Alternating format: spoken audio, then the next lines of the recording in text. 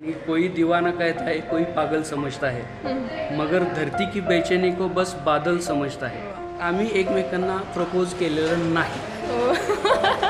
म्हणजे आज जरी असं वाटलं की नाही की त्यावेळेला तुम्ही प्रेम प्रकरण वगैरे आता जे काही शब्द आपण ऐकतो, पण त्याच्यासुद्धा पलीकडे जाऊन आम्ही फक्त आणि फक्त अभ्यासावरतीच कॉन्सन्ट्रेशन केलं. त्यावेळेला माझ्या मनात एक भीती काय होती, ही कदाचित म्हणते का काय पळून जाऊन लग्न करूया, हिच्या मनात भीती काय मी म्हणतोय काय पळून जाऊन लग्न करूया. भरपूर सारा गैरसमज करून घेण्यापेक्षा थोडीशी समजूतदारीने गोष्टी घेतली तर सगळे प्रॉब्लेम सॉल्व्ह होतील. की मला फोन यायचे, माझ्या बहिणीला त्रास देतो का ना, तुला बघतोच. मी अजिबात चिडत नव्हतो. मी त्यांना एवढंच म्हणायचं, बघायचं आहे तुम्हाला मला, मी KVP कॉलेजला असतो, तुम्ही 11 ते 5 वाजेपर्यंत कधी या, मी या डिपार्टमेंटला असतो. नाही तुम्हाला आज सोडलं तर मला बाहेर बोलून घ्या, मी येतो, आपण बोलू. म्हणजे एकमेव लग्न कदाचित असं असेल की मी मित्रांना सांगायचं 9 तारखेला माझं लग्न आहे, कोणी यायचं नाही. कुणी यायचं नाही. आमच्या आईला मी ज्यावेळेला सांगायचं का नाही आम्ही दोघं अभ्यास करतोय किंवा काय, तर जेवायला म्हणजे मला ज्यावेळेला ती डबा द्यायची त्यावेळेला एक चपाती ती जास्त द्यायची. सुंदर दिसणं महत्त्वाचं आहे, मान्य करू आपण, पण त्याच्यापेक्षा सुंदर असणं जास्त महत्त्वाचं. कारण तुमचं फिजिकल बिहेवियर जे आहे की नाही ते वयानुसार चेंज होणारच आहे, परंतु जसं जसं तुमचं वय वाढेल तशी तशी तुमची मॅच्युरिटी वाढते आणि सुंदरता इंटरनली वाढत जात असते. आमच्यासारखं व्हायचंय म्हणजे काय की आम्ही किती एफर्ट्स घेतले, कुठून आलोय, आज आमच्याकडे बघितल्यावर समोरच्याला छान वाटतं, सक्सेस दिसते, पण त्या पाठीमागचे एफर्ट्स म्हणण्यापेक्षा आम्ही कुठल्या परिस्थितीतून गेलोय, त्यावेळेसची परिस्थिती कशी होती किंवा इथंपर्यंत कसं आलं, तेवढे एफर्ट्स घ्यायला ती मुलं तयार नसते.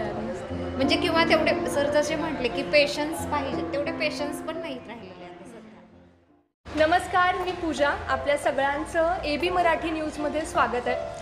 फेब्रुवारीचा महिना खरं तर हा थंडीचा महिना याच्यापेक्षा जास्त ओळखला जातो ते प्रेमाचा महिना म्हणून, व्हॅलेंटाईन्स डे असल्यामुळं.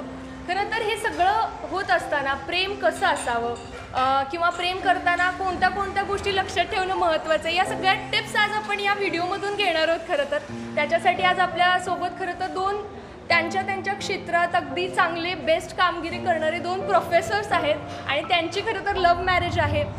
त्यांच्याशी आपण गप्पा मारणार आहोत, एक हलका फुलका संवाद जो आहे तो आज आपण करणार आहोत. तर नमस्ते सर, सर आणि मॅडम, तुमचं खरं तर खूप कौतुक आहे आणि तुमचं स्वागत की तुम्ही वेळ काढून इथं आलात, आज आमच्यासोबत मनमोकळ्या गप्पा मारणार आहेत. तर सुरुवातीलाच मला प्रश्न विचारायचा आहे की तुमच्या दोघांची ओळख कशी झाली, हा प्रवास कसा होता संपूर्ण?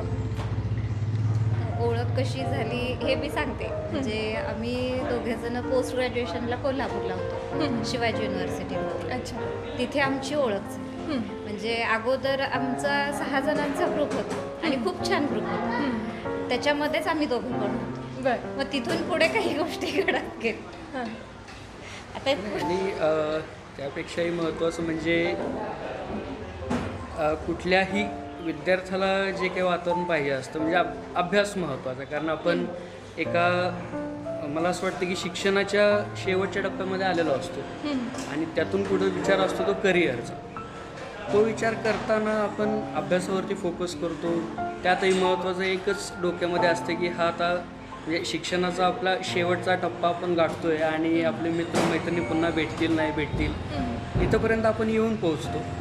परंतु त्या दरम्यान एक असा प्रसंग घडला होता. मी माझ्या बाबतीतच सांगतो. पहिल्यांदा MSCच्या फर्स्ट सेमिस्टरला असताना मला 2 पेपर्स अतिशय अवघड गेले होते आणि या दोघांचा विषय सेम.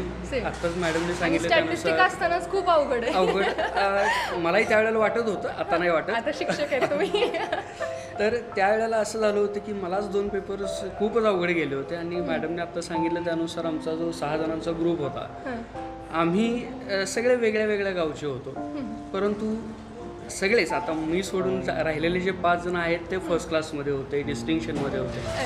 मग त्यावेळेला जेव्हा मला 2 पेपर्स अवघड गेले होते आणि मला एक खात्री होती की मी त्या 2 पेपर्समध्ये काही पास होत नाही, त्यावेळेला मॅडमने मला एकच कॉन्फिडन्स असा दिला होता की मी ज्या नोट्स काढलेल्या आहेत त्या तू वाच, अभ्यास कर, काही अडचण आली तर मला विचार, मिळून आपण अभ्यास करूया. तर मला खात्री आहे की तू पुढच्या एक्झाममध्ये ज्यावेळेला हे पेपर्स रिपीट होतील त्यावेळेला तुला चांगले मार्क्स पडतील असं मला वाटतं.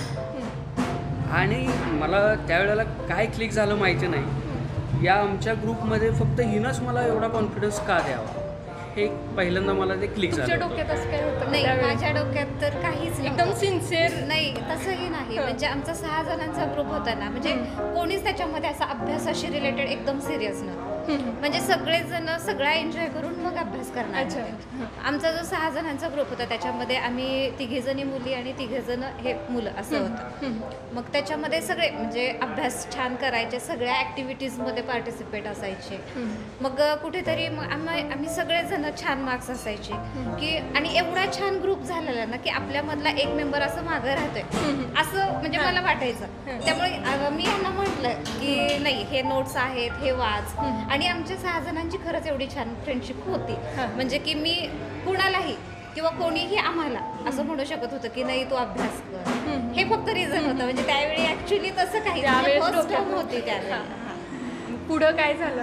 आणि मग त्यानुसार खरंच मी अभ्यास केला, प्रामाणिकपणे अभ्यास केला. त्या 2 पेपरचा चांगल्या मार्कांनी पास झालो. आणि म्हणजे प्रेमाची जाणीव म्हणू आपण आत्ता, तिथून सुरुवात झाली. तिथून थोडंसं वाटायला लागलं मला की काहीतरी म्हणजे आपण होऊ शकतं याच्या पुढे जाऊन. तर हा सगळा विचार करताना म्हणजे मी टू बी फ्रँक, आमचं म्हणजे एकत्र कुटुंब पद्धती आमच्या घरी आहे. तर त्यावेळेला पण मोठे बंधू, वहिनी, माझे पुतणी हे सगळे होते, पुतणी होती. तर माझ्या डोक्यात एकच यायचं की समजा ही गोष्ट जर मी माझ्या दृष्टीने पुढे नेण्याचा प्रयत्न केला तर घरी काय वातावरण होऊ शकेल. कारण मोठा भाऊ म्हणजे माझ्या जडणघडणीमध्ये त्यांचा सिंहाचा वाटा आहे. तर त्यांना वाईट वाटेल का, किंवा त्यांना राग येईल का, ते कसं रिॲक्ट होतील, या सगळ्या गोष्टींचा मी विचार करत होतो. आणि कुठंतरी टाळत होतो प्रपोज करण्याला. म्हणजे मला खरोखर मनापासून वाटत होतं, परंतु मी टाळत होतो. का तर हाच सगळा विचार करतो. म्हणजे पंढरपूर काही इतकं मोठं विकसित त्यावेळेला नव्हतं. आत्ता बऱ्यापैकी दिसतंय. 2006-7ची गोष्ट आहे ही. त्यावेळेला इतकं काही नव्हतं. म्हणजे आपलं कॉलेजच सगळ्यात मोठं हे वातावरण होतं. पण नंतर असं वाटायला लागलं की होऊ शकेल. म्हणजे घरच्यांना आपण कन्व्हिन्स करण्यापेक्षा घरच्यांना हे आपण सांगू शकतो की अशी अशी मुलगी आहे, आणि मला असं वाटतं की ते आपल्या घरामध्ये सूट होईल, व्यवस्थित ते रुजू होऊ शकेल, सगळ्या गोष्टी होऊ शकतात.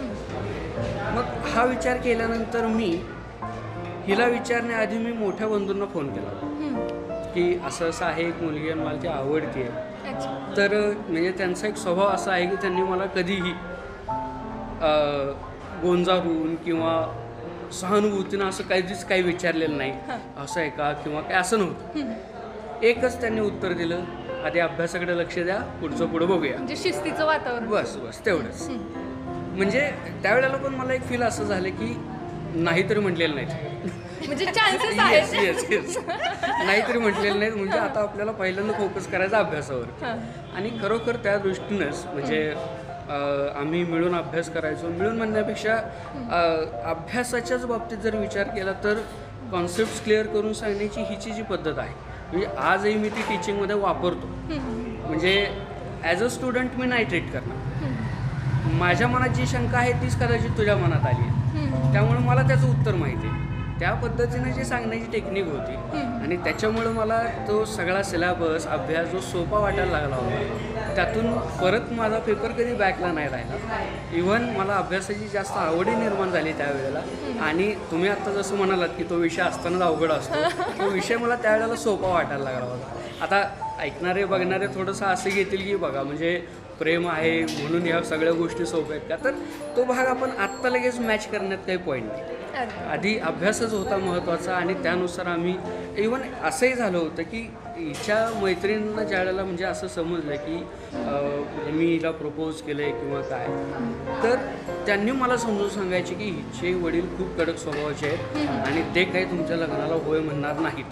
कारण म्हणजे माझ्या जसं हे म्हटलं ना, इकडचं जसं जॉईंट फॅमिली, तसे माझ्या घरचे पण तिकडे म्हणजे इव्हन आपण जुनी घरं जशी म्हणतो वाडा टाईप, तसे सगळे चुलते वगैरे सगळे एकत्र. हां. आणि त्यातून माझे वडील म्हणजे आमच्या घरी आई वडील दोघंही वेल एज्युकेटेड नाही, पण ते विचारांनी खूप पुढे.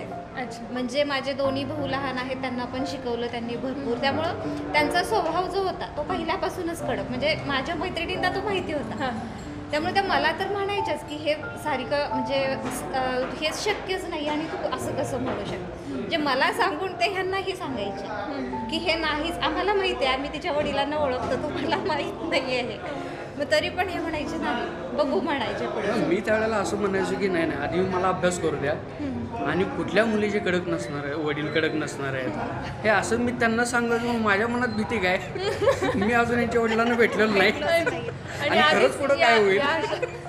म्हणजे आत्ताच आपल्याला असं काहीतरी इंटिमेशन मिळत चालले की होईल का नाही, होईल का नाही, होईल का नाही. पण माझ्या डोक्यात एकच, मी जसं म्हणालो की मोठे भाऊ माझे जे आहेत, सख्खे भाऊ मोठे, त्यांनी मला ज्या वेळेला असं म्हणाले होते आधी अभ्यासाचं बघा, पुढं बघूयात काय असेल ते, त्यावेळेला माझ्या मनात एक होतं की नकार तरी नाही. आशेची किरण हां, एक दिसते. yes. त्यामुळे म्हटलं आधी आपण अभ्यासावरतीच फोकस करायचं आणि खरोखर तसं केलं होतं. म्हणजे आज जरी असं वाटलं की नाही की त्यावेळेला तुम्ही प्रेम प्रकरण वगैरे आता जे काही शब्द आपण ऐकतो, पण त्याच्यासुद्धा पलीकडे जाऊन आम्ही फक्त आणि फक्त अभ्यासावरतीच कॉन्सन्ट्रेशन केलं होतं. इव्हन इतकं की ज्या वेळेला म्हणजे मी घरी यायचो, म्हणजे मी आणि आई राहायला होतो, माझं अपेंडिक्सचं ऑपरेशन झालं होतं फर्स्ट सेमिस्टरला, त्यामुळं आई तिथे येऊन राहिली होती. मी एक सेमिस्टर हॉस्टेलला राहिलो होतो कोल्हापूर. मग मी खाली गावात यायचो, मंदिराजवळ घर घेतलं होतं 1 रूम किचन रेंटवरती. मग येताना पण हिला मी निरोप देताना फक्त म्हणायचो ठीक आहे, उद्या मी 8 वाजेपर्यंत येतो, आपल्याला उद्या या पॉईंटची तयारी करायची आहे. ह्या सगळ्या गोष्टी म्हणजे इव्हन आणि शब्दशः सांगायचं तर म्हणजे आता पटेल न पटेल हा प्रपोजचा वगैरे जो आपण आत्ता म्हणतोय कोणी प्रपोज केलं किंवा काय, तर आम्ही एकमेकांना प्रपोज केलेलं नाही आणि खरंच केलेलं नाही. म्हणजे ही जे म्हणाली की नाही आता की यांनी प्रपोज केले, मी सुरुवात केली हे म्हणू शकतो, परंतु आय लव्ह यू हे शब्द आम्ही उच्चारलेले नाहीत त्यावेळेला. म्हणजे गुलाबाचं फुल देऊन नाही, अजिबात नाही, आजपर्यंत झालं अजिबात नाही. बरं. आज तुमच्या लग्नाला किती वर्ष झालेत आता? आता 9 एप्रिल 2024ला 14 वर्ष होतात. सर तुम्ही करायला पाहिजे प्रपोज. नाही का माहिती आहे का, म्हणजे प्रेम हा जो शब्द आहे की नाही, आज जसं आता थोडंसं आपण म्हणतो की टी व्हीवरती बघतो आपण किंवा पेपरमध्ये वाचतो एकतर्फी प्रेम किंवा काय, एकतर्फी हा शब्दच नसतो. प्रेम प्रेम आहे. ज्या वेळेला मला असं वाटतं की मला एखादी मुलगी चांगली वाटते, तर असं आहे का की तिनं मला चांगल्या इथूनच बघितलं पाहिजे. म्हणजे आज आपण असे कितीतरी मुलं बघतो की जे कॉलेजच्या गेटच्या बाहेर उभारलेले असतात, कॉलेजमध्ये असं असतात की हिरोगिरी करणारे आपण थोडंसं म्हणतो. या मुलांनी फक्त एक विचार करायला पाहिजे की कुठली मुलगी अशा पद्धतीच्या मुलांकडे अट्रॅक्ट होऊ शकेल, तर चुकीचं आहे ना ते. हो. म्हणजे एखाद्या मुलीला असं वाटेल का की मला आवडणारा मुलगा असा रस्त्याने फिरला पाहिजे, टवाळक्या करत फिरला पाहिजे, नाही वाटत. हे मुलांना कळायला पाहिजे. कारण थोडंसं म्हणजे प्रॅक्टिकली बोलतो, आज प्रेम हे जे आहे की नाही ते 2च शब्दांमध्ये व्यक्त केलं जातं. एक म्हणजे अट्रॅक्शन आणि दुसरं म्हणजे वासना. सॉरी मी हा शब्द वापरतो इथं सगळ्यांसमोर, पण त्या पलीकडं कुणीही जात नाही सध्या. म्हणजे आज जर माझे रिलेटिव्ह जे होते, ज्या वेळेला त्यांना असं समजलं की मी हिच्याशी लग्न करणार, इथंपर्यंत ज्या वेळेला वातावरण गेलं होतं, त्यावेळेला असं समजलं की ही दिसायला कशी आहे, तू किती स्मार्ट आहेस, ही किती सावळी आहे दिसायला वगैरे वगैरे, ह्या गोष्टी पण झाल्या. करेक्ट, हे पण झालं होतं. परंतु मला एक माहिती होती की माझा स्वभाव, मी हायपर होत नाही.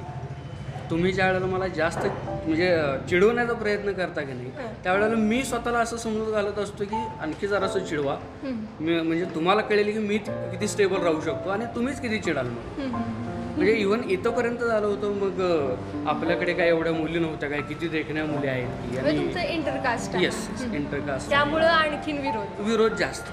पण घरातून नव्हता कधी झाला. इव्हन माझी आजी आज ती हयात नाही आहे, परंतु तिनं सुद्धा एका शब्दाने आम्हाला कधी विरोध केला नाही की तुम्ही इंटरकास्ट मॅरेज करताय किंवा काय काय. एक प्रसंग असा सांगतो बरं का, की ज्या वेळेला मॅडमच्या घरचे आले होते पंढरपूरला घर बघायला किंवा असं, ॲक्च्युली आटपाडी सांगायला काय आले होते ते की इंटरकास्ट आहे, आपलं म्हणजे आपल्या जाती वेगळ्या आहेत, समाज वेगळा आहे, मग समाज काय म्हणेल, ते माझी समजूत काढायला आले होते. त्यांचे वडील आणि त्यांचे मित्र एक असे दोघंजण आले होते की असं काही करू नका किंवा लोक काय म्हणतील, नावं ठेवतील. या पद्धतीनं आम्ही अगदी आमचं लहान घर आहे, समाजात पण आम्हाला थोडंसं मानाचं स्थान आहे, ते काहीतरी हे होईल. मग ते सगळं त्यांनी मला समजावून सांगितलं की असं करू नका आहे. आणि मी ते ऐकलं. मी त्यावेळेला त्यांना एकच शब्द दिला होता की जोपर्यंत तुम्ही होय म्हणत नाही तोपर्यंत आम्ही इथून पुढं कुठल्याही स्टेजला जाणार नाही. तुम्ही अशी भीती बाळगू नका की आम्ही कुठेतरी पळूनच जाणार आहे. कारण आम्हाला माहिती आहे की आमची मैत्री, आमचं प्रेम हे साधारण 2-3 वर्षांपासूनचं असेल. परंतु ज्यांनी आम्हाला लहानच मोठं केलं आहे त्यांना दुखून आम्ही काय करू? बरं, तुम्हाला त्रास देऊन आम्ही कसं समाधानी राहणार? ह्या सगळ्या गोष्टी मी त्यांना सांगितल्या आणि त्या त्यांना पटल्या. त्यांना एवढं रिलॅक्स फील झालं की ते म्हणाले की मला येताना असं वाटलं होतं की आता काय होईल आणि काय नाही, परंतु तुम्ही एवढं छान समजून घेतलं.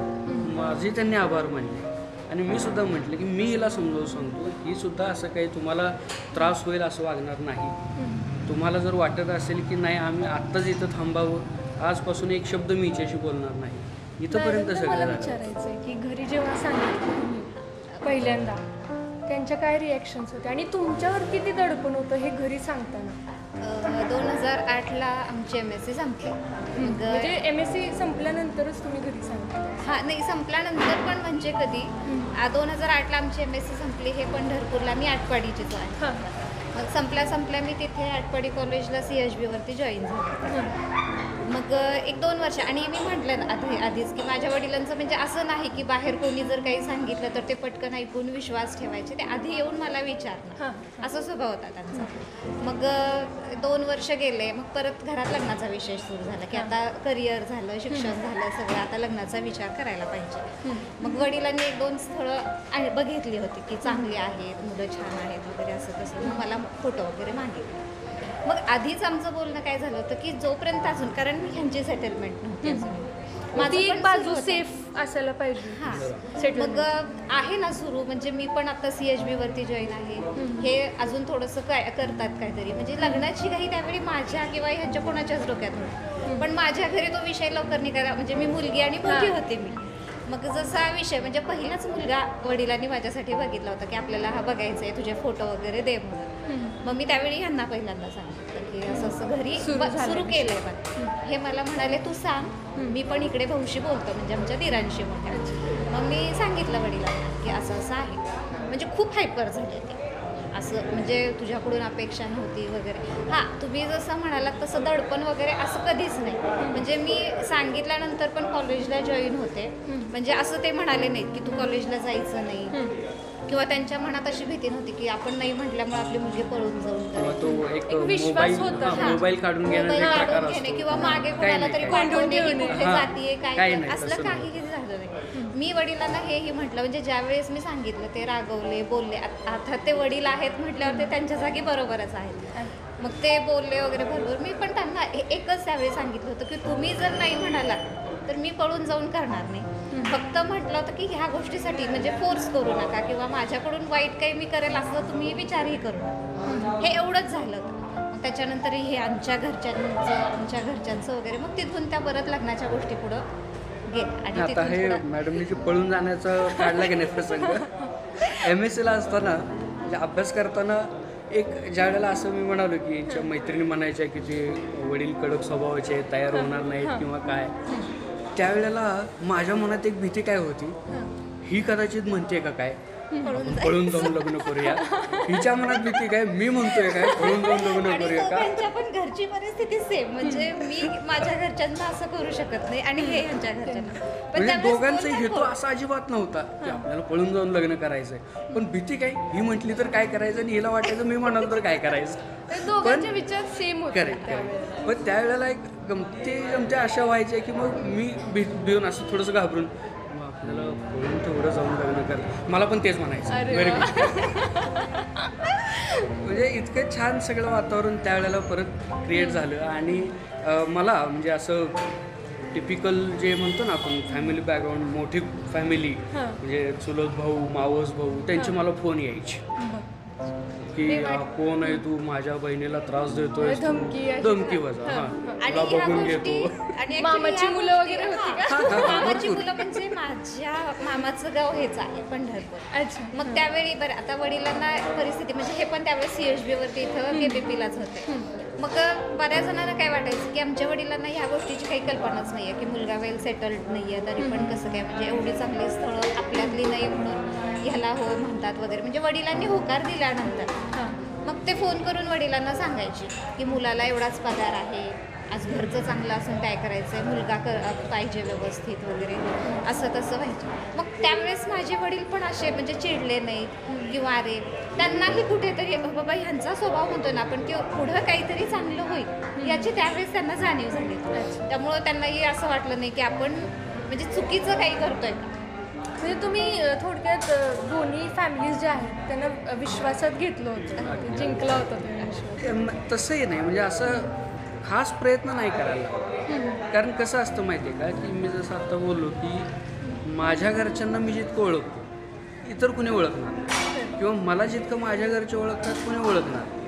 त्यामुळं आपण समजावून सांगण्याचा प्रयत्न करत नाही, फक्त जे काही सत्य परिस्थिती आहे ती समोर ठेवण्याचा प्रयत्न करतो.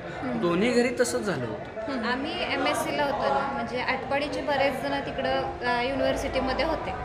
मग ते वडिलांच्या ओळखीचे वडिलांच्या मित्रांची मुलं मुली वगैरे पण होते.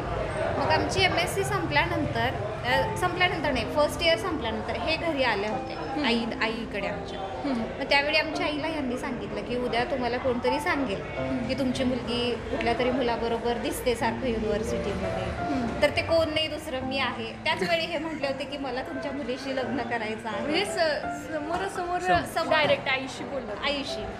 मग त्यावेळेस आई पण माझी शांत आहे, त्यावेळेस मग आई पण माझी तशीच, माझी काही हरकत नाही. म्हणजे आधी वातावरण तयार केलं होतं का की जरा तसं नाही गुड वाईफ. येस मला त्याच भागाकडे यायचं आहे की आता हे जसं तुमचं मत झालं की मी तसा प्रयत्न केला, पण माझं इंटेन्शन दुसरं होतं. का मी आत्ताच काय म्हणालो की फर्स्ट क्लास मिळवणारे हे स्टुडंट्स बरोबर आहे का, या कारणास्तव यांचं शिक्षण बंद होऊ नये. आणि मी ज्यावेळेला यांच्या आईनं भेटलो त्यावेळेला मी हेच सांगितलं होतं की बरेचसे आटपाडीची मुलं मुली तिथं आहेत आणि तुमच्या कानावर असं येईल कदाचित की तुमची मुलगी सतत भरपूर वेळा आम्हाला एका मुलाबरोबर दिसली आहे किंवा दिसते ती सारखं, तर तो मुलगा मी आहे.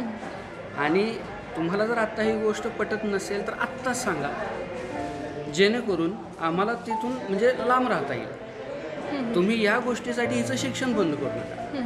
किंवा ग्रामीण भागातले नाही म्हटलं तसं काय होणार नाही म्हटलं, तुम्ही भीती पण बाळगू नका म्हटलं. मी मुद्दाम तुमच्या समोर येण्याचं कारण तेच आहे, कारण जेवढं आपण लांब राहू तेवढा गैरसमज वाढत जातो. आणि याच्यासाठी मी एक वाक्य फक्त असं सांगेन की it is better to understand a little than to misunderstand a lot. म्हणजे भरपूर सारा गैरसमज करून घेण्यापेक्षा थोडीशी समजूतदारीने गोष्टी घेतली तर सगळे प्रॉब्लेम सॉल्व्ह होतील. असं हे एक माझं इंटेन्शन असायचं. म्हणजे इव्हन मी आत्ता म्हणालो ना की मला फोन यायचे, माझ्या बहिणीला त्रास देतो का ना, तुला बघतोच, मी अजिबात चिडत नव्हतो. मी त्यांना एवढंच म्हणायचं, बघायचं आहे ना तुम्हाला मला, मी KPP कॉलेजला असतो, तुम्ही 11 ते 5 वाजेपर्यंत कधी या, मी या डिपार्टमेंटला असतो. नाही तुम्हाला आज सोडलं तर मला बाहेर बोलवून घ्या, मी येतो, आपण बोलू. म्हणजे मी परत हिला मला कुणीतरी फोन केला होता आणि असं म्हणायचं काय कारण. हे बघा कुठलाही भाऊ त्या जागी बरोबरच आहे. रादर मी जरी त्या जागी असतो आणि माझ्या बहिणीबद्दल मला असं ऐकायला मिळालं तर मी पण अशाच पद्धतीने रिॲक्ट होईल ना. परंतु कुठंपर्यंत, जोपर्यंत मला खरी परिस्थिती काय आहे, नेमकं काय चाललंय माहीत होत नाही तोपर्यंत. आणि आज परिस्थिती काय आहे तेच भाऊ यांचे दाजी आज जेवण आहे. मग त्यावेळेला मी असं म्हणायचं काय कारण नाही, हां मी काय येऊ तुम्ही त्यावेळेला मला असं म्हणत होता. ठीक आहे ना, आज त्यांनी चांगलं बोलतायत ना, आपण पण चांगलंच बोलायचं त्यांच्याशी. म्हणजे नंतर दोन्ही फॅमिलीजनी सपोर्ट केला आणि मग लग्न झालं असं झालं. आमच्या लग्नाला म्हणजे अगदी खूप अशी माणसं नव्हती. म्हणजे म्हटलं ना आपण की समाजातून थोडंसं इकडच्या तिकडच्या पाहुणे वगैरे मग अगदी थोडेच होते. म्हणजे ज्यांना हे मान्य होतं, म्हणजे जशी की माझ्या आत्या वगैरे ते होते. ह्यांच्याकडून पण तसंच. म्हणजे आणि कोणालाही जास्त विचारत पण बसलं नाही. आमच्या घरचे तयार झाले, ह्यांच्या घरचे तयार झाले. म्हणजे बरेच जण काय सांगतील, काही बोलतील ह्याचा त्यावेळी जास्त विचारच केला. अगदी म्हणजे लग्नाची तारीख आमची 4 दिवसामध्ये काढली. 3 तारखेला म्हणजे असं ठरलं की 9 तारखेला लग्न करायचं आणि तेवढ्या पिरियडमध्ये ते म्हणजे ते उरकायचं म्हणून आणि नाही. तारीख ठरवताना मी नव्हतो. मी होते फक्त तारीख ठरवताना मी नव्हतो. मला फक्त फोन आला मोठ्या बंधूंचा, 9 तारखेला तुझं लग्न आहे. म्हणलं ठीक आहे. मग असंही सांगितलं की बाबा जास्त काही लोक नसणार आहेत लग्नाला. आणि मिरजमध्ये इस्कॉनच्या मंदिरात लग्न झालं आहे बरं का आमचं. म्हणजे सगळ्या गोष्टी प्रॉपरली अगदी ते सगळ्या विधी करून सगळं होऊन. पण मला वाटतं माझं एकमेव लग्न कदाचित असं असेल की मी मित्रांना सांगायचं 9 तारखेला माझं लग्न आहे, कुणी यायचं नाही. कुणी यायचं कुणी नाही. यायचं नाही. बरं, आता तुमच्याकडं असं लोकांचा जो बघण्याचा पर्स्पेक्टिव्ह आहे तो खूप बदलला आहे. कारण की एक आदर्श जोडी, म्हणजे मी पण त्याच कॉलेजमध्ये होते, मी पण विद्यार्थिनीच आहे तुमची. मग असं कधी झालंय का की कोणी तुमच्याकडे आलंय आणि सजेशन घ्यायला किंवा एक टिप घ्यायला, बऱ्याचदा मार्गदर्शन घ्यायला? बऱ्याचदा म्हणजे एखादा असा किस्सा? फर्स्ट इयरचे विद्यार्थी सुद्धा येऊन भेटायचे. आता कसं आहे माहिती आहे का, त्यावेळेला तुम्ही अजिबात असं त्यांना बोलू शकत नाही की हे काय तुझं वय आहे का. ज्या वेळेला एखादी भावना मनामध्ये निर्माण होते की नाही, त्यावेळेला तो एज फॅक्टर महत्त्वाचा नसतो, तो विचार महत्त्वाचा असतो. मग त्यावेळेला आपण समजून काय सांगायचं की अरे हां तू जा पुढं, काय काय होत नसतंय, आम्ही काय लग्न केलं नाही काय, आमचं लव्ह मॅरेजच आहे, हे चुकीचं आहे. हा गायडन्स टोटल चुकीचा आहे. त्यावेळेला आपण फक्त काय सांगायला पाहिजे की ठीक आहे बाबा, तुझ्या मनात आता हा विचार आला आहे की नाही, खरंच तुला त्या मुलीबद्दल काय वाटतं. आणि हा जो प्रश्न आहे तो सगळ्यात अवघड प्रश्न आहे, ज्याचं उत्तर सहजासहजी जमत नसतं. का तर मला एखादी मुलगी आवडते म्हणजे मी फक्त फिजिकली अट्रॅक्ट झालेलो असतो. अट्रॅक्शन. आणि आजसुद्धा म्हणजे मुलांना किंवा मुलींना मी एवढं सांगतो किंवा आम्ही एखादी मुलगी जर आली अशी समोर, तर तिला जो मुलगा चांगला वाटतोय, आवडतोय, तो मुलगा तुझ्याकडं संधी म्हणून बघतोय का जबाबदारी म्हणून बघतोय. आणि त्या मुलाला सुद्धा आम्ही हेच सांगतो की तू त्या मुलीकडे संधी म्हणून बघतोयस की जबाबदारी म्हणून बघतोय. म्हणजे individual is not an opportunity, it is responsibility. कारण कसं आहे, आम्ही ज्यावेळेला एकत्र अभ्यास करत, हे बघा तुम्ही एखाद्या व्यक्तीच्या दृष्टिकोनाला बदलू शकत नाही, परंतु तुम्ही जोपर्यंत फर्म आहात स्वतःवर त्यावेळेला तो ॲटोमॅटिक चेंज होतो. म्हणजे आम्ही मी जर असं म्हटलं की नाही, आम्ही मला अजूनही आठवतं शिवाजी विद्यापीठाचं जी मेन बिल्डिंग आहे समोर छत्रपती शिवाजी महाराजांचा पुतळा आहे, त्याला राऊंड केलेला आहे. त्यावेळेला आतमध्ये एंट्री असायची, आता ती एंट्री बंद केली. झाडं असायची शोची. तर तुम्ही ज्या वेळेला छत्रपती शिवाजी महाराजांच्या बॅकसाईडला जी एंट्री इथून मोजत जायचं, 6 नंबरचं झाड होतं, त्या 6 नंबरच्या झाडाखाली आम्ही अभ्यास करत बसलो असायचं. म्हणजे येता जाता एवढे आम्हाला म्हणाय अभ्यासच चालू आहे ना. म्हणजे का तर तुमचा पॉईंट ऑफ व्ह्यू कसा का आणि असं असतं ना की जोडीने जर बसतात तर एक पॉईंट ऑफ व्ह्यू बघण्याचा वेगळाच असतो, जरी तुम्ही अभ्यास करत असला तरी. आणि होतं म्हणजे इव्हन म्हणजे आमच्या आईला मी ज्यावेळेला सांगायचो की नाही आम्ही दोघं अभ्यास करतोय किंवा काय, तर जेवायला म्हणजे मला ज्यावेळेला ती डबा द्यायची त्यावेळेला 1 चपाती ती जास्त द्यायची. हां. आणि कसं आहे म्हणजे हे एक्सेप्ट करण्याच्या आधीच त्यांनी एक्सेप्ट केलेलं आहे हे सगळं. आणि असं म्हणजे कुठल्याही गोष्टीला पॉझिटिव्ह घेताना आधी निगेटिव्हिटी बघायला पाहिजे. म्हणजे मी जर असं म्हटलं माझ्या आईनं हिच्यासाठी 1 चपाती जास्त दिली, तसं नको आहे. आधी तिला ही जाणीव आहे का की मी नेमकं हिच्या बाबतीत कसा विचार करतो. म्हणजे हिला ज्या वेळेला काही वेळेला त्रास व्हायचा एखाद्या गोष्टीचा मुलांकडून किंवा काय, त्यावेळेला मी काय असा हिरो म्हणून पुढे जातो. मी आत्ताच काय म्हणालो, जबाबदारी. सरांच्या आधी काही प्रपोजल्स वगैरे आले होते का तुम्हाला? नाही सांगा मॅडम. हो भरपूर आले होते. कोणतं सांगू? नाही भरपूर वगैरे असं काही नाही. पण मी म्हटलं ना की बरेच जण काही पाहुण्यांमधले असतील किंवा काही बाहेरमध्ये, एकतर ह्या गोष्टीमध्ये म्हणजे प्रेम ह्या गोष्टीमध्ये मी जास्त इन्व्हॉल्व कधीच झाले असं सुरुवातीपासून कधीच कधीच नाही. लव्ह मॅरेज होईल नाही, कधीच नाही. म्हणजे इव्हन माझ्या मैत्रिणींना आज विश्वासच बसत नाही की माझं लव्ह मॅरेज आहे. म्हणजे मी म्हणजे ते मला म्हणायच्या माझ्या मैत्रिणी की तू अशी कशी आहेस. ह्यांनी ज्या वेळेस मला विचारलं त्या मला फोनवरच काय म्हणाले की मला तू आवडतेस. मग त्यावेळी जनरली मुलींचा काय रिप्लाय असतो मला माहित नाही, पण मी म्हटलं बरं ठीक आहे आवडते ठीक आहे. मग पुढे मग त्यावेळी हे काहीच बोलले नाहीत पुढे. मग मी म्हणजे तो विषय जो होता तो मी हसण्यावर नेला, कारण मला तो अजिबातच सिरियस वाटला नाही. म्हणजे सिरियस वाटला नाही म्हणजे ह्यांचं बोलणं नाही की तू मला आवडतीस, हे वाक्य मी तेवढं सिरियसली घेतलंच नाही. मग नंतर जसं मगाशी सांगितलं ह्यांनी की प्रपोज केलंच नाही, पण ज्या गोष्टी पुढे घडत गेल्या तेच कदाचित प्रेम असेल आमच्यावरती. फक्त त्याला प्रपोजल या नावाखाली तुम्ही आणलं नाहीये. हा येस ते होत गेलं. म्हणजे शब्दशः ती गोष्ट म्हणजे असं कधीच वाटलं नाही आज की हे आपल्या व्हिडिओ मध्ये बोलल्याशिवाय. करून घेऊया ते पण. नाही, असं काही नाही अगदी पण- गुडघ्यावर बसून मॅडम आज करून घेऊया आपण. नाही असं होणारही नाही. नाही, पण एक असं झालं होतं बरं काही म्हणजे गुलाबाच्या फुलाचा जो उल्लेख झाला की नाही, मला एक वेळेला काय वाटलं काय माहिती की म्हणजे कदाचित नियतीला पण ती गोष्ट पटली नसावी की असं तू काहीतरी रोमॅन्टिक वाग. असं झालं होतं, मी विद्यापीठात येताना बसने आलो आणि गुलाबाचं फूल मी घेऊन आलो. बरं. आज म्हटलं गुलाबाचं फुल हिला द्यायचं आणि यायला लागलो तर ते बेंचेस जे आहेत ना विद्यापीठात ठेवलेले तिथंही बसली होती.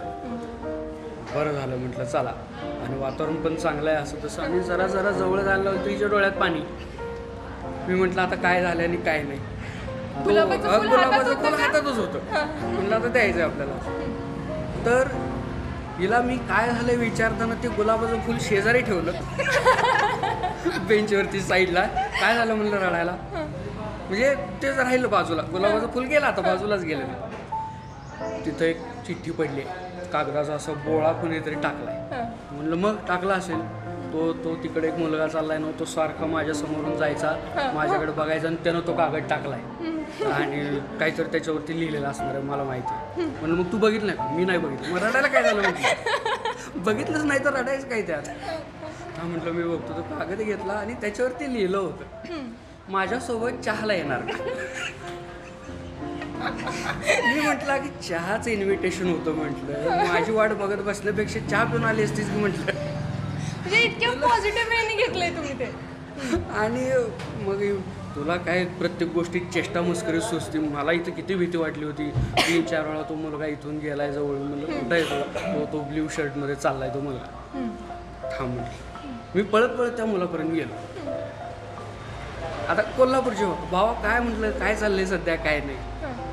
हा म्हणला तुझं काय नाव आहे ना असं तसं विचारलं. सगळं सांगू म्हणलं. ती मुलगी कोण आहे म्हटलं तिथं बसलेली. म्हणलं मला काय माहिती. अरे तू ते चहाचं इन्व्हिटेशन दिलंस ना म्हणलं त्या मुलीला, तुला काय करायचं असतं, चल म्हटलं जाऊ आपण. त्याच्या खांद्यावर ते हात टाकला. तो नाही म्हणत होता. मी आपलं त्याला कसं तरी हे करून इथं हिच्या समोर उभा केलं.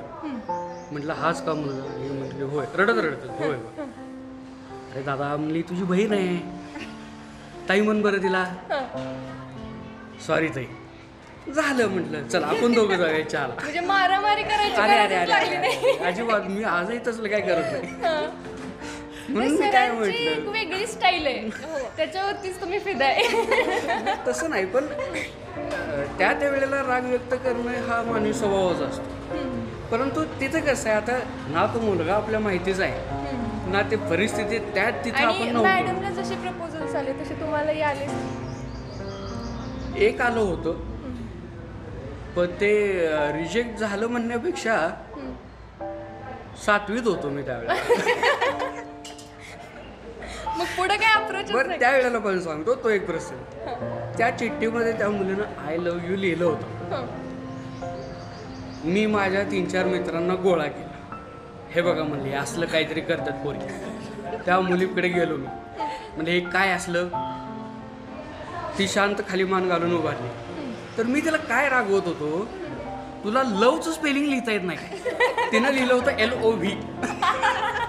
ती गोष्ट राहिली बाजूलाच की काय म्हणले असलं कुठे ट्युशनला आहेस का काय म्हणलं तुला लवचं स्पेलिंग लिहिता येत नाही. झालं ते रिजेक्टच झालं तिथं. माझ्यासाठी ते प्रपोजल होते हेच मला माहीत नव्हतं. कारण 7वीत आता हे सुद्धा म्हणजे जो म्हणालात की नाही आपण मगाशी की 8वी-9वीचे विद्यार्थी किंवा काय तो प्रसंग तर 7वीचा होता ठीक आहे, पण आत्ता ती विचारधारा नाही राहिलेली. त्याला कारणीभूत कुठल्या गोष्टी आहेत. एक तर आपलं हे सोशल नेटवर्किंग साईट आहे ज्याच्यामध्ये तुम्हाला कुठलीही गोष्ट इन्स्टंटली तुमच्या समोर मिळू शकते. मोबाईलचा उपयोग मी म्हणतो 2% असेल तर त्याचा ड्रॉबॅक 98% आहे. आणि मुलं त्याशिवाय दुसरं काही करत नाही. म्हणजे आपण म्हणतो ना की प्रेमाचा अर्थ जर तुम्ही जर कुणाला विचारलात तर आज सर्रास एवढंच ऐकायला मिळते की मला ती आवडते. मुळात म्हणजे मी हिच्याकडे बघून एवढं शिकलो आहे की सुंदर दिसणं महत्त्वाचं आहे, मान्य करू आपण, पण त्याच्यापेक्षा सुंदर असणं जास्त महत्त्वाचं आहे. कारण तुमचं फिजिकल बिहेवियर जे आहे की नाही ते वयानुसार चेंज होणारच आहे, परंतु जसं जसं तुमचं वय वाढेल तशी तशी तुमची मॅच्युरिटी वाढते आणि सुंदरता इंटरनली वाढत जात असते. चेहऱ्यावरती सुरकुत्या पडणारच आहे तो सगळ्यांच्या, परंतु मन तुमचं किती छान प्रफुल्लित आहे की नाही त्याच्यावरती तुमचं लाईफस्टाईल ठरणार आहे. आता मला एक विचारायचं आहे की जेव्हा एकमेकांची साथ असते सोबत, एक सपोर्ट सिस्टम होतो, मग त्याचा करिअरच्या पॉईंट ऑफ व्ह्यूनं काय उपयोग झाला? मला असं वाटतंय का की माझ्या इतका उपयोग कुणाला झाला नसेल. आम्ही म्हणजे मी म्हटलं की 2008ला मी आटपाडी कॉलेजला जॉईन झाले, 2010ला लग्न झालं आमचं. लग्न झाल्यावर लगेच आम्ही दोघंही KBPला जॉईन झालो. त्यावेळेस दोघंही CHBला होतो. दोघांनी एक साथ अभ्यास केला, म्हणजे बरेच वर्ष करत होतो, त्यातून निगेटिव्ह रिझल्ट येत होता सेट. हां, आणि दोघांना तर ही फील्ड सोडायचीच नव्हती लेक्चरशिप, त्यामुळं आम्ही असं दुसरं काही करायचं वगैरे इकडं, पण अभ्यास जेवढा करायचं तेवढा आम्ही एकत्रच करायचो. म्हणजे इव्हन आत्ताच जे 2016ला सेट क्वालिफाय झाले, त्यावेळेस सुद्धा त्या एक्झामला सुद्धा आम्ही दोघांनी एकत्रच अभ्यास केला. म्हणजे बऱ्याचदा म्हणजे माझं कसं जेवढं माझं लॉजिक चांगलं आहे तेवढंच ह्यांचंही आहे. म्हणजे मला पण काही क्वेश्चनमध्ये म्हणजे आपण म्हणतो ना सपोर्ट असेल किंवा काय, किंवा घरातून अभ्यासासाठी की तू पण बस अभ्यासाला, तेवढा सुद्धा सपोर्ट यांच्याकडून मिळतो. म्हणजे बऱ्याच ठिकाणी म्हणजे कोणतं ज्यावेळेस आम्ही इथं कॉलेजमध्ये होतो कॉन्फरन्स अटेंड करणं किंवा पेपर सेट करणं, पेपर चेक करणं, ही कामंसुद्धा आम्ही एकत्र केलेली. म्हणजे काही ठिकाणी मी चुकले तर हे मला सांगायचे की हे आहे असं असं आहे. म्हणजे ह्या गोष्टीमध्ये म्हणजे बऱ्याच जणांनी त्या गोष्टी निगेटिव्ह पण घेतल्या जायच्या की नाही ह्यांच्याकडून ह्या गोष्टी चुकतात किंवा हे दोघं एकत्र आहेत म्हटल्यावर हे दोघं जण एकमेकांना हेल्प करत असतील, पण ॲक्च्युली तसं मी माझं काम बघायचे, हे ह्यांचं काम बघायचे. पण जो आपण टॅग लागायचा, हां, पण त्याचा कधी आम्ही विचार केला नाही. पण करिअरशी रिलेटेड जर म्हटलं ना, आता हे सेट क्वालिफाय होणं असेल किंवा अभ्यास एकत्र करणं असेल, डिपार्टमेंटची कामं करणं, कामाच्या वेळी काम, हे अजूनही तसंच आहे. म्हणजे ह्यांचं जरी आता कॉलेज वगैरे चेंज झाले, दोघं एकत्र नाही, पण अजूनही तसंच आहे. ह्यांचं जरी काही कॉलेजचं किंवा कुठला जर काही पॉईंट असेल की तू ह्याच्या नोट्स काढ आणि मला सांग, मग मी परत ते एक्सप्लेन करेन की मला कामाचा लोड आहे. म्हणजे अजूनही तेच वातावरण आहे, असं काही म्हणजे हे आता नाही. खरं तर सर दहिवडीला असतात आणि हो. तुम्ही पंढरपूरला, तर एक लॉंग डिस्टन्स रिलेशनशिपच झाले आता तुमचं परत. नाही आहे तसंच आहे बरं का. म्हणजे तुम्ही आता सपोर्टचं म्हणताय तर मॅडमनी जे काही त्यांचे जे काही विचार सांगितले ते अभ्यासाशी रिलेटेड करिअरशी रिलेटेड आहे, ठीक आहे. पण माझा विचार थोडासा वेगळा असा आहे की ज्या वेळेला आमचं लग्न झालं त्यावेळेला म्हणजे पगार सांगूने म्हणतात बरोबर आहे, परंतु मला 4,000 रुपये पगार होता CHB. आणि आज जर आपण विचारलं एखाद्या मुलीला की तुझं ज्या मुलाशी लग्न ठरलं आहे किंवा आम्ही ठरवतो आहे त्याला 4,000 रुपये पगार आहे, ती मुलगी होय म्हणणारच नाही. रादर त्या मुलीच्याच घरचे पहिल्यांदा नकार देतो. हा पहिला सपोर्ट जो मला मिळाला, जो आज ताग आहे, जो चालू आहे, आणि कदाचित त्या सपोर्टमुळं आज सुस्थितीत म्हणा किंवा वेल सेटल्ड स्वतःला आपण म्हणू शकतो. कारण मी जर विचार केला तर जसं आम्ही CHBला KBPला होतो, मी शनिवारी माढ्याला जायचो BCom सेकंड इयरचं लेक्चर घ्यायला माढ्याला शनिवारी, रविवारी करमाळ्याला जायचो. म्हणजे सुट्टी बघायचं नाही, काय बघायचं नाही, एकच की आपल्याला सध्या म्हणजे आज आपलं एज असं आहे की आपल्याला धावपळ करायलाच पाहिजे आणि त्याशिवाय पर्याय नाही. बरं, पूर्ण दिवस पूर्ण आठवडा एंगेज राहून परत सुट्टीच्या दिवशी जर मला जायला लागत असेल, मी फक्त एकाच माणसाला सांगायचो की मला असं असं इथं अपॉर्च्युनिटी आहे, मला जायला लागतं, गो अहेड. हा खरोखर म्हणजे मोरल सपोर्ट जो असतो तुम्ही घरच्यांनी असू देत, हिनं असू देत, ज्या ज्या गोष्टी त्यांनी फेस केलेल्या असतील माझ्यासाठी, त्याला तोडणे. म्हणजे आज त्या काळात गरिबीचे पण चटके आहेत का परिस्थिती? नाही, तसं नाही म्हणता येत. गरिबीचे चटके नाहीत म्हणता येणार. मोठे बंधू सर्व्हिसला होते, आहे, सपोर्ट होता, सगळं होतं. परंतु कसं असतं की म्हणजे कुठल्याही मुलीला ज्या वेळेला असं समजा वातावरण असेल की आपण जेवायला बसलोय, जेवायला काय आहे इथून जर तुमच्या मनात जर विचार आला तर ती परिस्थिती जाणीव. ते वाया जात असेल तर तुमची परिस्थिती चांगली. आज आपल्याला जे आहे ते लिमिटेड आहे आणि ते व्यवस्थितच वापरायचं आहे. म्हणजे 2016ला ज्या वेळेला मी सेट एक्झाम पास झालो, आम्ही दोघंही अभ्यास करत होतो. रात्री 12 ते 4 आमचं झोपण्याचं टायमिंग असायचं. 4ला उठायचो पहाटे. ही 2 वर्षाची होती, कन्या 2 वर्षाची होती.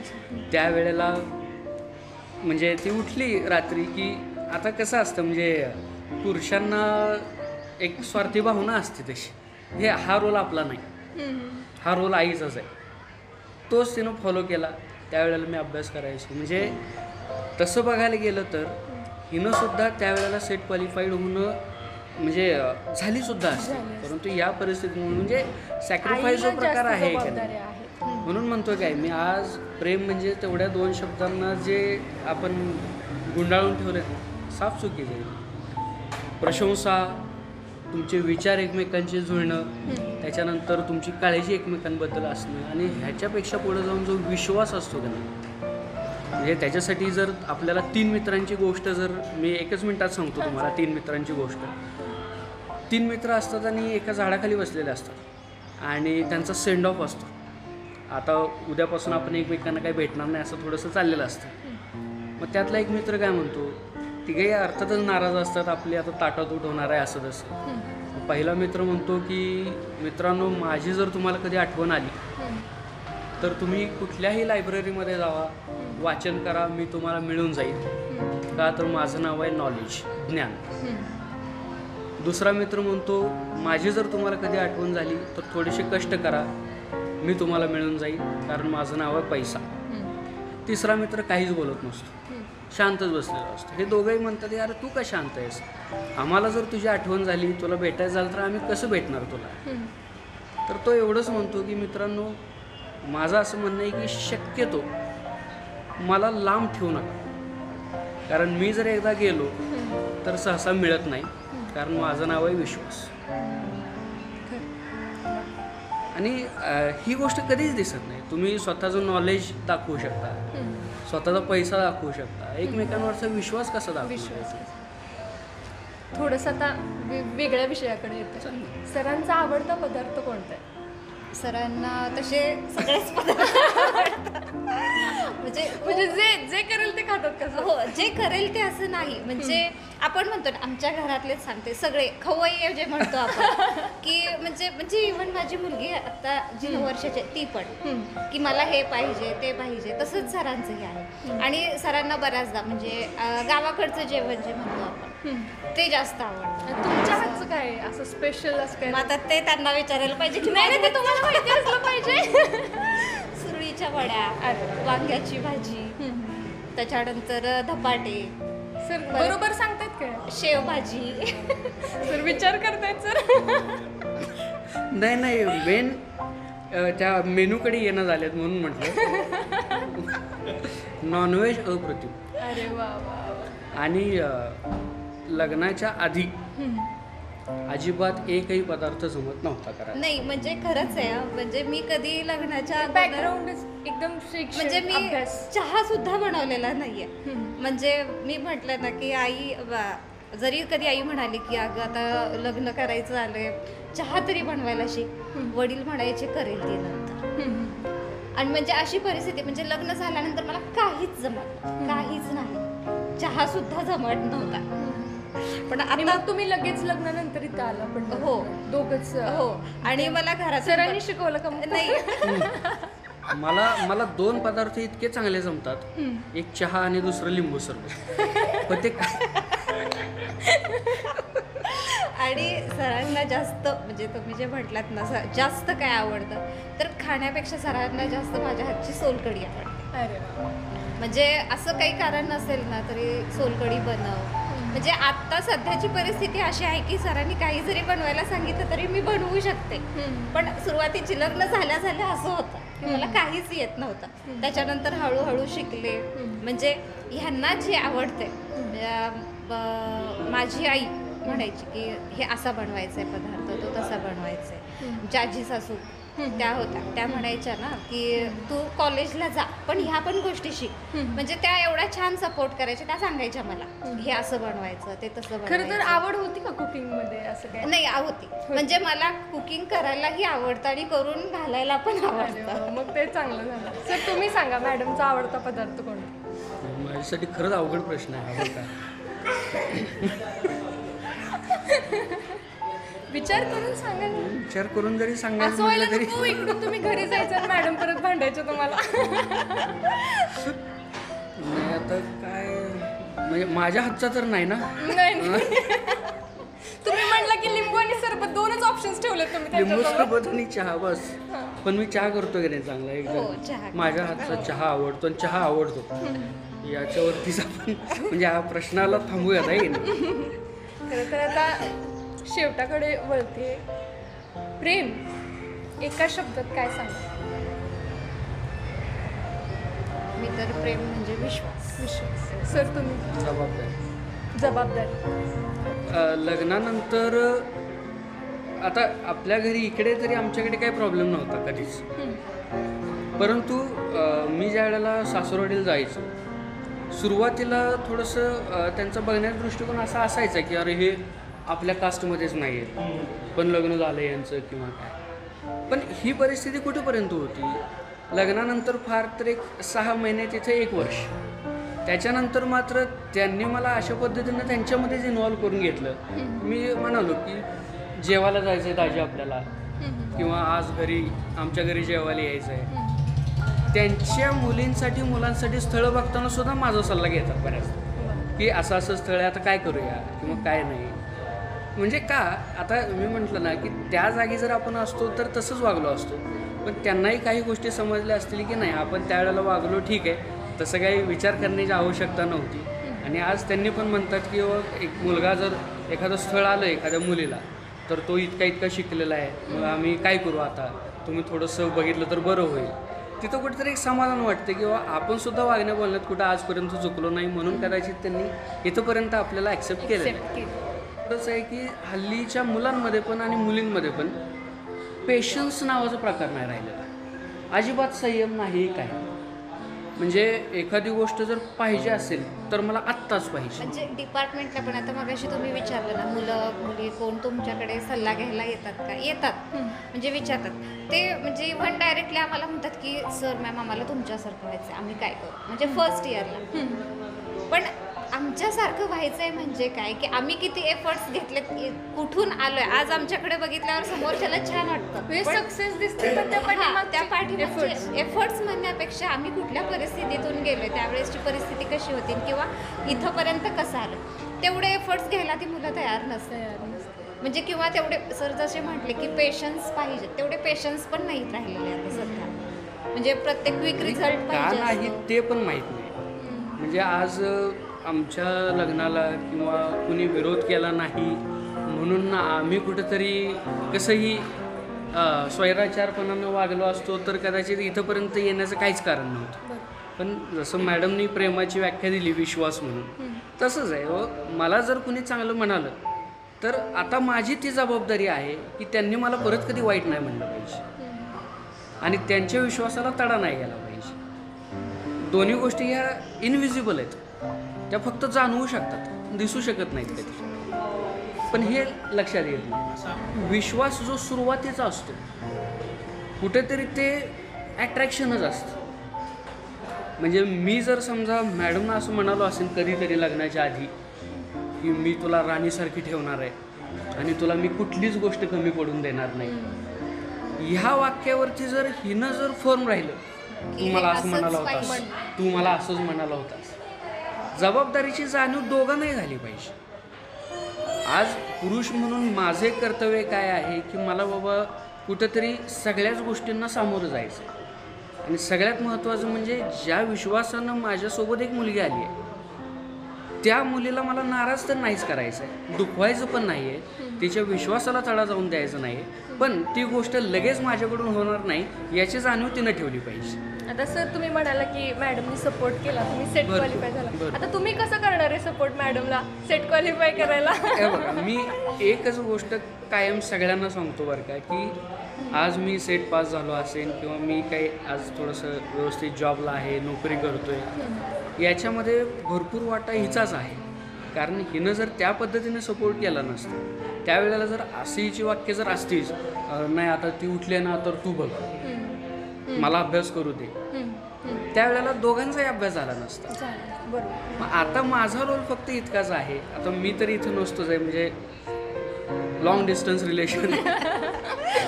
तर जेवढा वेळ मिळेल त्याच्यामध्ये अभ्यास करणं एवढंच. आणि अभ्यासाला काही वय नसतं पहिली गोष्ट, कारण आपण जे शिकलोय तेच आपल्याला वाचायचं आहे. ही गोष्ट मी थोडंसं बेफिकिरीनं बोलतोय, मलाही जाणीव आहे, कारण ऐकणाऱ्यांना बघणाऱ्यांना असं वाटेल की हा हे सेटल झालेले आहेत, त्यांना आता बोलायला काय आहे, पण नाही, तसं नाही. ते करू शकतो आपण आणि करतोच तसं बघायला गेलं. थोडंसं सढळ झालो आहे आपण, म्हणजे त्यावेळेला जेवढं आकुंचित संकुचित वृत्ती होती आता तेवढी वाटत नाही. म्हणजे कशा अर्थानं सांगतो मी तुम्हाला, कुठेतरी फिरायला गेलो आहे त्यावेळेचा प्रसंग, आणि अरे ही वस्तू चांगली आहे किंवा हे आपल्याला घ्यायला पाहिजे, पण नाही आज काय घेता येणार नाही आपल्याला, ही जी भावना होती. आज थोडंसं कसं वाटतंय की घ्यायला काय हरकत आहे, घेऊया की.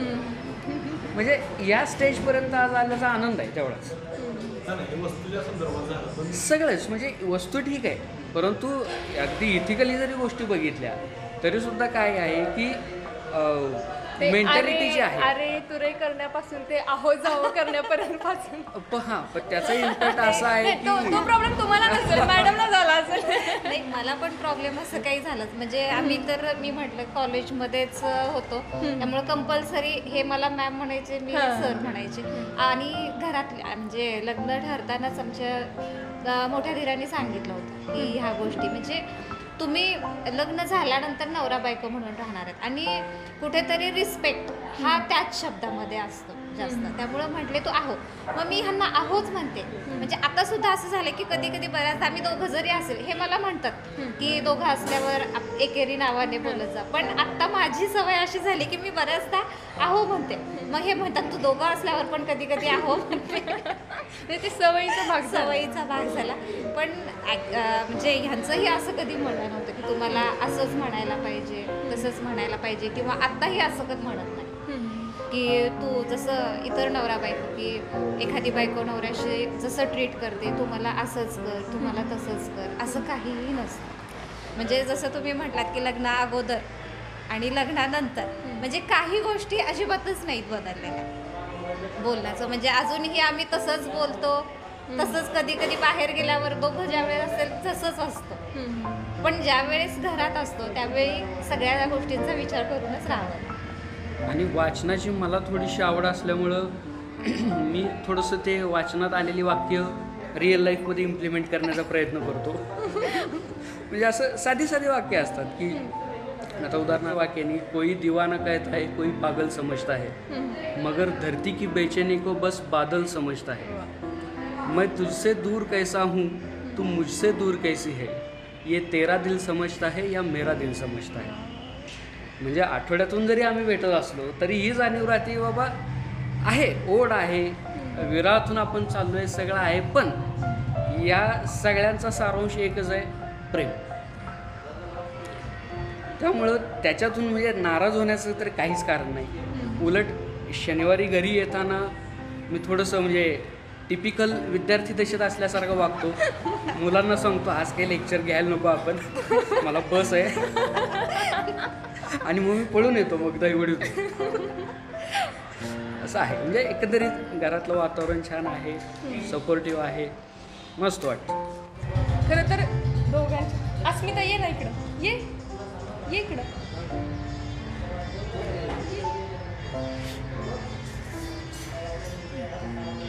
काय वाटतं तुला? आज मम्मी पप्पांचा इंटरव्ह्यू होतं, काय वाटतं? छान वाटतं.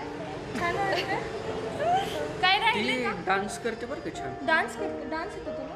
अरे वा. तर म्हणजे अशा तिला ऍक्च्युली येताना फक्त सांगितलं होतं की असं असं आहे, पण तो इंटरव्ह्यू कशाचा आहे, काय बोलायचं आहे. तिला पण अगं इंटरव्ह्यू म्हणजे काय असणार आहे, अगं म्हटलं आम्हाला पण माहिती नाहीये, ते तिथं गेल्यावर तुझ्या लक्षात येईल. त्यामुळे तिला पण एक्सपेक्ट नव्हतं की कसं एक्साइटमेंट असणार होती आहे. का कसं असणार आहे काय असणार आहे? आता बघितलं तू छान झाला इंटरव्ह्यू. तर अशा पद्धतीनं एकदम मनमोकळ्या हलक्या फुलक्या भाषेत आपण गप्पा मारलेल्या आहेत सरांशी मॅडमशी. आणि प्रेमाविषयीची ज्या काही व्याख्या आहेत त्या सरांनी आणि मॅडमनी एकदम विश्वास मॅडमनी सांगितलं, सरांनी जबाबदारी सांगितलं. तर या सगळ्या गोष्टी खरं तर खूप महत्त्वाच्या आहेत. आजच्या काळात प्रेम म्हणजे फक्त अट्रॅक्शन या पुरतंच मर्यादित राहिलेलं आहे. तर याचासुद्धा विचार तरुणाईनं करणं खूप महत्त्वाचं आहे. शेवटी सर तुमचं खरंच, सर आणि मॅडम तुम्ही वेळ काढला, खूप छान वाटलं गप्पा मारून तुमच्यासोबत. आणि खरंच तुम्ही आदर्श जोडी आहात, ते आमच्या छान वाटलं. प्रेक्षकांपर्यंत सुद्धा आम्हालाही पोहोचलं. खूप छान वाटलं. म्हणजे तुम्ही आम्हाला इथं आणि बोलता बऱ्याच दिवसातून आम्हाला या गोष्टी जुन्या शेअर करायला गोष्टी, मिळाल्या, हां. सगळ्यात महत्त्वाचं. म्हणजे कधी असं सहसा जुन्या आठवणी कधी काढत नाही, पण असं कोणी जर बोलायला लागलं, विचारलं तर आम्हालाही ते छान वाटतं. तर खरंच धन्यवाद तुमचे. थँक्यू.